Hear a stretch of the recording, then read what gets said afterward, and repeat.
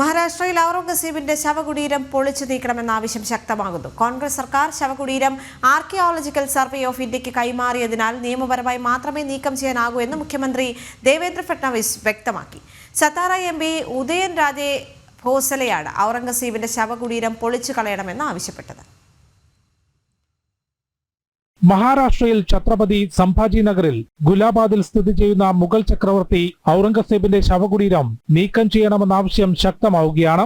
ഭാരതീയ സംസ്കാരത്തെയും ഹൈന്ദവ സമൂഹത്തെയും ക്രൂരമായി ആക്രമിച്ച ഔറംഗസേബിന്റെ ശവകുടീരം JCB ഉപയോഗിച്ച് പൊളിച്ചു നീക്കണമെന്ന് ശിവാജി മഹാരാജിന്റെ പിൻഗാമിയും BJPയുടെ സത്താറ MPയുമായ ഉദയൻ രാജെ ഭോസ്ലെ ആവശ്യപ്പെട്ടിരുന്നു. ഇതിന് പിറകെയാണ് ശവകുടീരം പൊളിച്ചു കളയണമെന്ന ചർച്ച സംസ്ഥാനത്ത് സജീവമായത്. മുൻ കോൺഗ്രസ് സർക്കാർ ശവകുടീരം ആർക്കിയോളജിക്കൽ സർവേ ഓഫ് ഇന്ത്യക്ക് കൈമാറി സംരക്ഷിച്ചതിനാൽ നിയമപരമായി മാത്രമേ ശവകുടീരം നീക്കം ചെയ്യാനാകൂ എന്ന് മുഖ്യമന്ത്രി ദേവേന്ദ്ര ഫട്നാവിസ് വ്യക്തമാക്കി.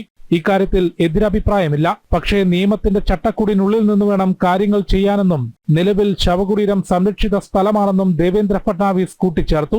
കാശിയും മധുരയും ഉൾപ്പെടെ ഹൈന്ദവ സമൂഹത്തിന്റെ ആരാധനാ കേന്ദ്രങ്ങളിൽ ക്ഷേത്രം തകർക്കുകയും അത് അഭിമാനമായി രേഖപ്പെടുത്തുകയും ചെയ്ത ഔറംഗസേബിന്റെ അവശേഷിപ്പുകൾ എടുത്തു കളയണമെന്ന് നേരത്തെയും അഭിപ്രായമുയർന്നിരുന്നു.